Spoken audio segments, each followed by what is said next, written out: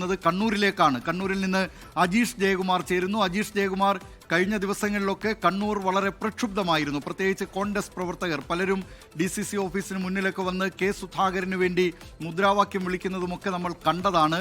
ഇന്നിപ്പോൾ ശാന്തമായിരിക്കുമല്ലോ കണ്ണൂരിലെ കോൺഗ്രസ് രാഷ്ട്രീയം. കലങ്ങിമറിഞ്ഞ ആ കോൺഗ്രസ് രാഷ്ട്രീയം തെളിഞ്ഞു വരുമ്പോൾ അവിടെ TO മോഹനൻ പ്രചാരണം തുടങ്ങിക്കഴിഞ്ഞു എന്നും രാവിലെ അജീഷ് ജയകുമാർ റിപ്പോർട്ട് ചെയ്തിരുന്നു. ഇപ്പോൾ എന്തൊക്കെയാണ് നൽകാൻ കഴിയുന്ന വിവരങ്ങൾ? കെ സുധാകരൻ ഇന്ന് മാധ്യമപ്രവർത്തകരെ കാണാൻ എന്തെങ്കിലും പദ്ധതിയുണ്ടോ?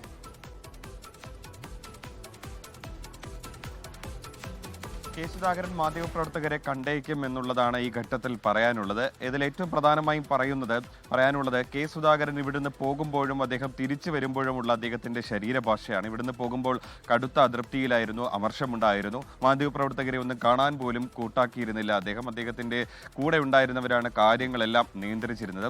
അദ്ദേഹം പോയി മടങ്ങിയെത്തിയ ശേഷം ഇന്നലെ എയർപോർട്ടിൽ വൻ സ്വീകരണമായിരുന്നു അദ്ദേഹത്തിന്റെ അണികൾ ഏർപ്പെടുത്തിയിരുന്നത്. പക്ഷേ മാധ്യമങ്ങളെ കാണാൻ അദ്ദേഹം സന്നദ്ധനായിരുന്നു. പക്ഷേ ഈ ആൾക്കൂട്ടത്തിനിടയിൽ അദ്ദേഹം പിന്നീട് ഈ ബഹളത്തിനിടയിൽ നിന്ന് പോവുകയായിരുന്നു. വളരെയധികം ക്ഷീണിതനായിരുന്നു എന്ന് അദ്ദേഹം പറയുന്നു. പിന്നെ കാണാമെന്നും അദ്ദേഹം വ്യക്തമാക്കിയതാണ്. എന്തായാലും വളരെ സന്തോഷവാനായിട്ടാണ് കെ സുധാകരൻ ഇന്നലെ വിമാനത്താവളത്തിൽ നമ്മൾ കണ്ടത്.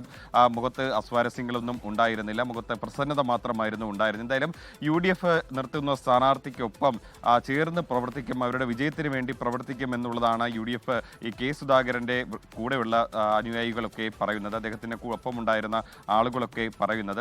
മാത്രമല്ല പേരാവൂരിലും ഒപ്പം തന്നെ കണ്ണൂരിലും അവിടുത്തെ UDF സ്ഥാനാർത്ഥികൾക്ക് വേണ്ടി സണ്ണി ജോസഫിനും TO മോഹനനും വേണ്ടി അദ്ദേഹം പ്രചാരണത്തിന് ഇറങ്ങുമെന്നും പറയുന്നു. TO മോഹനൻ പ്രചരണം തുടങ്ങിക്കഴിഞ്ഞു. കെ സുധാകരനെയും കണ്ട ശേഷം അദ്ദേഹത്തിന്റെ ആശീർവാദത്തോടുകൂടി വലിയ റോഡ് ഷോ ഒക്കെ നടത്താനാണ് അദ്ദേഹം പ്ലാൻ ചെയ്യുന്നത്. ലോകത്തെവിടെയായാലും ഏത് സമയത്തും 24 വാർത്തകളും ഓഗ്മെന്റഡ് റിയാലിറ്റി പാക്കേജുകളും എക്സ്പ്ലെയിനറുകളും വിശദമായി കാണാൻ ഞങ്ങളുടെ YouTube ചാനൽ നിങ്ങൾക്ക് സബ്സ്ക്രൈബ് ചെയ്യാം.